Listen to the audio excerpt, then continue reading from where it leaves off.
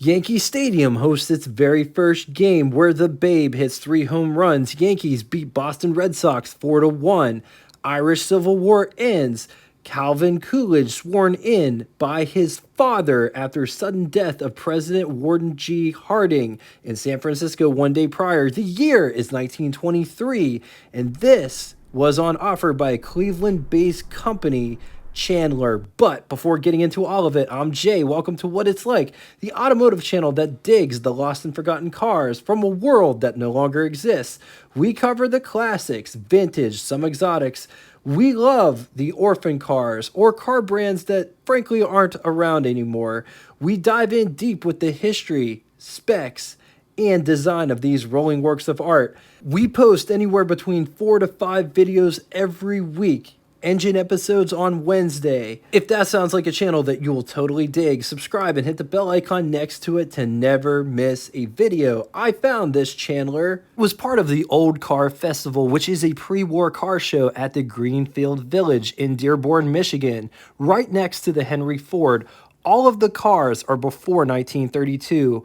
Unmodified, and they drive them around in the streets. Not only that, they're in a period correct town. Lots of people dressed period correct. So it's almost like going back in time for a weekend, which was really great. I honestly can't say enough good things about that car show, and honestly, it's probably my favorite car show this side of the Mississippi. It's honestly what the car hobby should be about. It should be about sharing your rides and experiences with everybody, and that's what that show is. You can experience those cars for what they were. A lot of people will say that those cars are going away, but that's not true. People are still keeping them. And I saw lots of kids, people younger than me, driving cars older than both of us. For those that may have never heard of the Greenfield Village, this is what it is. Henry Ford, you can think whatever you want of the guy, but he saw that what was happening to stuff, it was just getting destroyed and lost to time. So he decided to save a couple things. The village is almost 100 buildings on 200 acres. Most of the buildings are the actual buildings, like the Wright Brothers bicycle shop. In the beginning, there was Frederick C. Chandler, who worked for Cleveland Bicycle Company, which was ran by Henry A. Loisier. They made bicycles, and then they got into making boats, eventually automobiles, all very high-end stuff. In January of 1913, Frederick C. Chandler and several others, mostly executive from Loisier, assembled to launch a new automobile company, which would be called Chandler Motorcar, with Frederick C. at the helm. Their mission was to sell a 6-cylinder car aimed directly at the middle class. Production would begin in July of the same year, 1913. In the first year, they built and sold 550 cars. Production increased to 1,950 cars in 1914, 7,000 cars in 1915. With all of the success, they were able to expand and build a bigger factory, doubling production output to 15,000 units in 1916. With the success of Chandler, Frederick C. was inspired to make a lower-priced car. He would make a totally new company called Cleveland Automobile Company, which was founded in 1919. Cleveland Automobile would start building cars in 1920. Production looked promising with 16,000 cars produced in its first year. Chandler also produced 23,832 units in that same year, 1920. Let's talk Chandler innovations. Traffic transmission, which was a consistent mesh transmission. It's important to note that this transmission was on offer years before General Motors made a synchro mesh transmission. Chandler was one of the first companies to use balloon tires. Bowen, one-shot chassis lubrication. First car to offer Westinghouse vacuum brakes. Sources conflict, but sometime around 1921, the two companies would consolidate as Chandler Cleveland Motors. In 1926, Cleveland Car was dropped. Chandler would continue on, but by 1927, it was very clear they wasn't making any money. They were selling cars, but they wasn't making a profit from the cars being sold, which is crazy when you consider they offered 23 bodies at that point in time.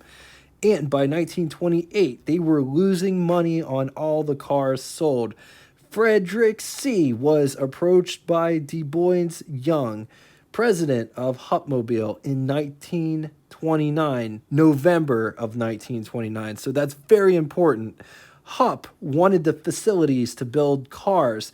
This was the best case scenario for Frederick C. because Frederick C. walked away with a pocket full of money while Hupmobile, for those of you that know your history, what happens in December? Stock market crashes.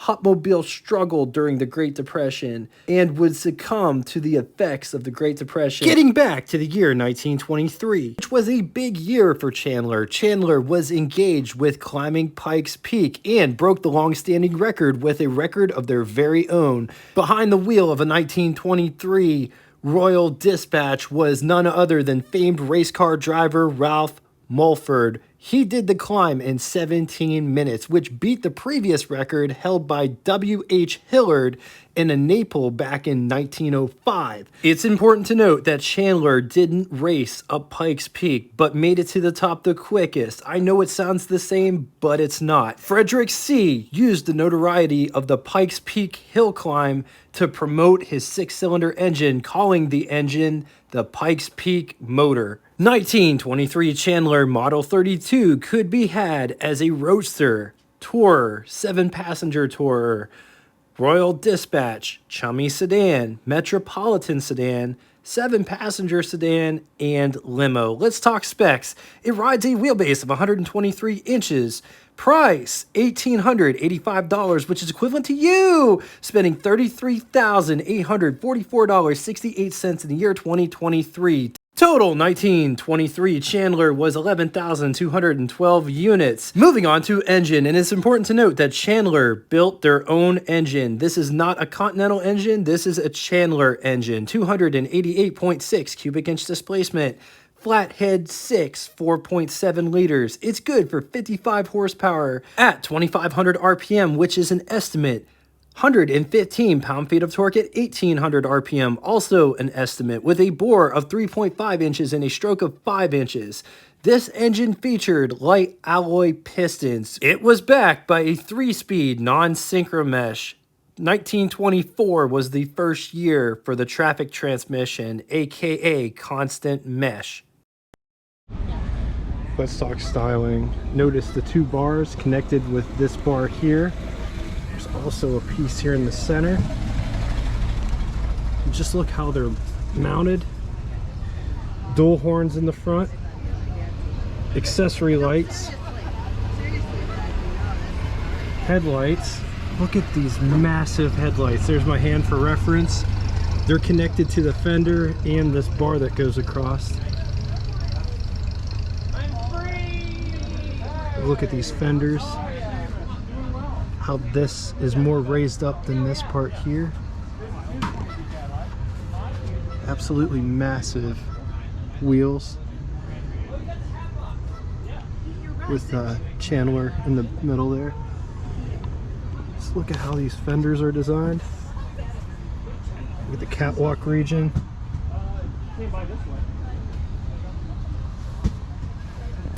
Side mounts. Notice there's a padlock on the side mounts so that you can't steal it, which is a really cool feature. It's mud flaps. This car doesn't have traditional running boards. It's like a running step. It says Chandler, nice and proud there.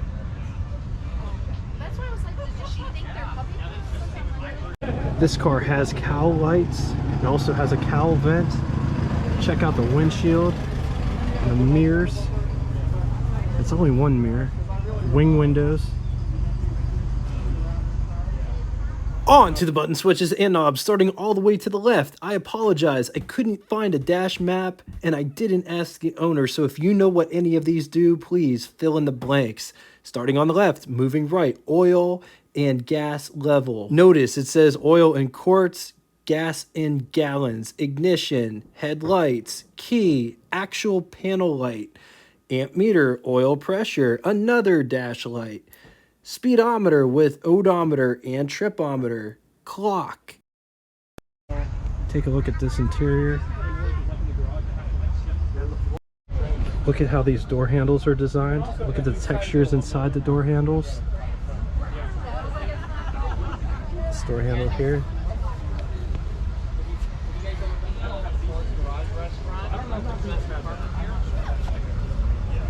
rear fenders. Look at the lights are mounted up here. That's interesting. So it's got fender lights, and it also has these brake lights. It says Stop Chandler inside them.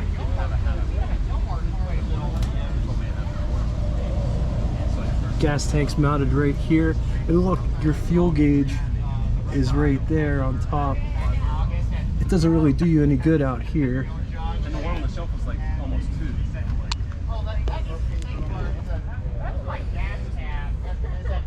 Look at how this is all raised as it kicks out the back there. This would be this almost looks like a toolkit, toolbox. Fill the gas over here. Just look at all the textures in the gas cap.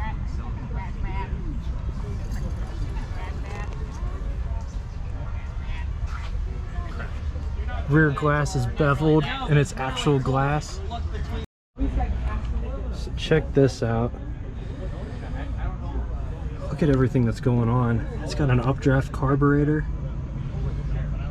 intake and exhaust. The exhaust is right. Horn, flathead 6. So just check this out. There's a fuel filter here.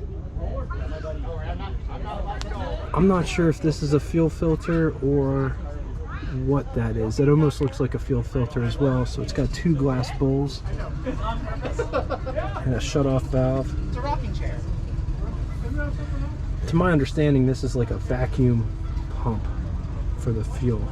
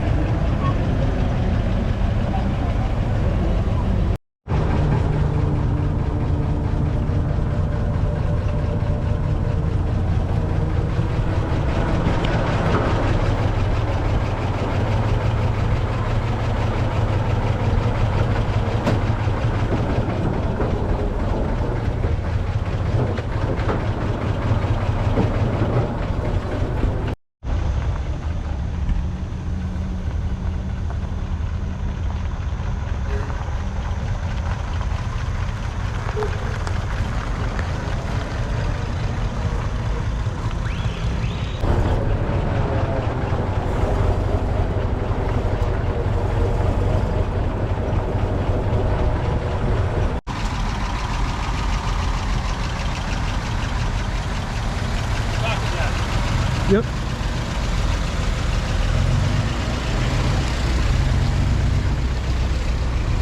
On the positive side, these are different from a different manufacturer that's been long gone. Some really cool innovations.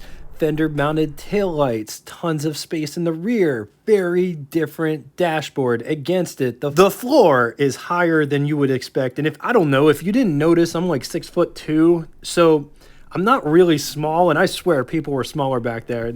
I went to get out of this car, and the doors are also very small. Getting out of the back was a bit weird. Finding parts, information, even the cars themselves, very hard to find. All right, now it's time for Would You Rather. 2 scenarios today. This may or may not be the same price point, but what would you rather have? 1923 Chalmers or 1923 Chandler or 1923 Franklin. I'm going to leave this here for a minute. If you need more time, feel free, pause the video.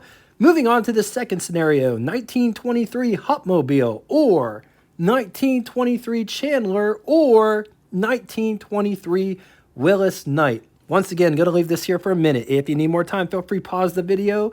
Now it's time for Name That Tune. First person to get both the name of the band and the song title correctly in the comment section will have their comment pinned to the top of it. That was my dad's favorite band. Anyway, thank you all so much for coming out and watching this. If you'd like to get in touch with me, shoot me a comment in the comment section below, or check out our Facebook group that correlates with this YouTube channel I call The After Party. Gives you the opportunity to share your rides, stories, experiences. Anything car related will fly on there. If you don't have Facebook and would still like to reach me, send me an email. All of it will be linked in the description below. Just know I really do appreciate all of your support. And until next time, toodaloo! So the peeled paint look isn't for everybody, but I do solid colors as well. This one's 6 foot tall. It's got 4 shelves in it.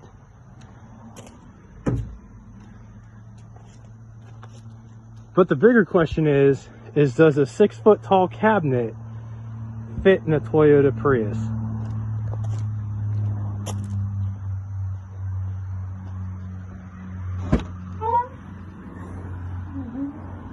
Right. So the answer is yes. Yes, it does fit. Does it shut? No. Need some more finesse. And it shuts. Let's take a gander at what it looks like in here. It is rather tight, and the seat needs reclined in order to do this. It is rather squished up against the seat there, but it does fit.